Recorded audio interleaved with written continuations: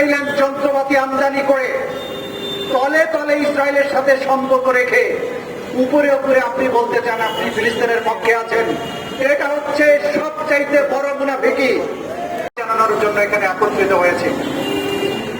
কিন্তু দুঃখের বিষয় হচ্ছে যে রাষ্ট্র মুসলিম উম্মার একটি অংশ, যে বাংলাদেশ মুসলিম বিশ্বের একটা অবিচ্ছেদ্য অংশ, এই দেশের সরকার প্রথমত বলেছে প্যালেস্টাইনিদের সাথে তারা আছে, আগ্রাসনের বিরুদ্ধে তারা কথা বলে।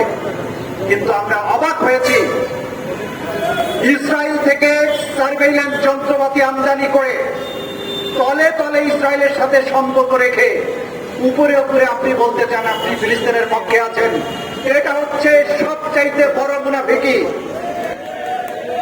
এই সরকার মুনাফিকির পরিচয় দিয়েছে আরব বিশ্বের কতিপয় নেতার মতো, জর্ডানের আব্দুল্লাহ, মিশরের সিসির মতো এক ধরনের মুনাফিক চরিত্রে আবর্তিত হয়েছে বাংলাদেশের সরকার। আমার দেশের সরকার জনগণের হৃদয়ের আওয়াজ উপলব্ধি করতে ব্যর্থ হয়েছে। তাদের কথা বাদ দিয়ে এখন আমি ফিলিস্তিনের কথায় আসি। এই ফিলিস্তিনের ইস্যু 1948 সালে আপনারা জানেন, দ্বিতীয় বিশ্বযুদ্ধের পরে হিটলার ইউরোপের ইহুদিদেরকে হত্যা করে নির্বংশ করে দিয়েছিল। এক জার্মানিতে ওই 60 লক্ষ ইহুদিকে সে হত্যা করেছিল।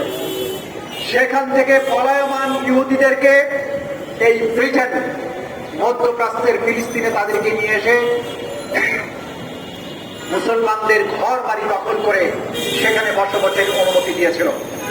তারা প্রথমে সুই হয়ে সেখানে ঢুকেছে, ক্রমান্বয়ে মুসলমানদেরকে তাদের ভিটামাটি থেকে উচ্ছেদ করেছে, বাড়ি ঘরে আগুন দিয়েছে, শস্য খেতে আগুন দিয়েছে, তাদের উপার্জনের যে মাধ্যম জলপাই গাছে আগুন দিয়েছে।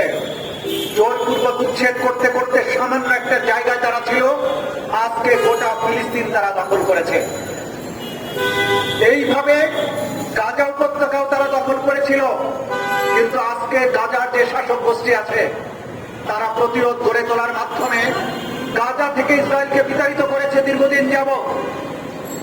2007 সাল থেকে মানবতার শত্রু এই ইসরায়েল গাজা উপত্যকার চারিদিক দিয়ে ব্লক করে রেখেছে।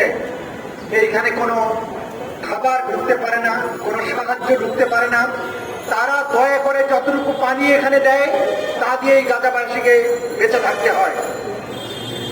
7ই অক্টোবরে হামাস এবং গাজার শাসক গোষ্ঠী ইসরায়েলের নজিরবিহীন আক্রমণ চালিয়েছিল। কারণ ছিল এই যে দীর্ঘ সময়ের ব্লকেজ, অবরোধ, সেই অবরোধ সত্ত্বেও এই মুনাফিক আরব শাসক গোষ্ঠী ইসরায়েলকে স্বীকৃতি দিয়ে প্যালেস্তাইন নামক যে রাষ্ট্র আছে সেটা মানচিত্র থেকে তুলে দেওয়ার প্রচেষ্টা চালিয়েছিল। তারা তখন আত্মনিয়ন্ত্রণ অধিকারের জন্য যুদ্ধ শুরু করে। এরপর থেকে ইসরায়েল নির্বিচারে বোমা হামলা করে যারা প্রতিরোধ যোদ্ধা তাদেরকে মারতে না পেরে গাজার নিরস্ত্র নিরীহ প্রায় 40,000 মানুষকে হত্যা করেছে। তাদের বর্বরতার কিছু নমুনা আজকে আমি বলতে চাই। আল শিফা নামে একটা হসপিটাল ছিল, আহত মানুষেরা সেখানে চিকিৎসা নিত। সেই হসপিটালে গিয়ে পানি বন্ধ করেছে, গ্যাস বন্ধ করেছে, আইসিইউতে থাকা রোগীদের অক্সিজেনের লাইন কেটে দিয়েছে। যে সমস্ত বাচ্চারা, ওই বাচ্চাদের যে ভ্রূণ চিকিৎসার জন্য যে ব্যবস্থা সেগুলোকে বন্ধ করে দিয়েছে, তারা মারা গিয়েছে। বাকি আহত যে সমস্ত মানুষ ছিল তাদেরকে সামনের গ্রাউন্ডে নিয়ে এসে ট্যাঙ্ক চালিয়ে দিয়ে তাদের ব্যবস্থা করেছে, মাটিতে কবর দিয়েছে।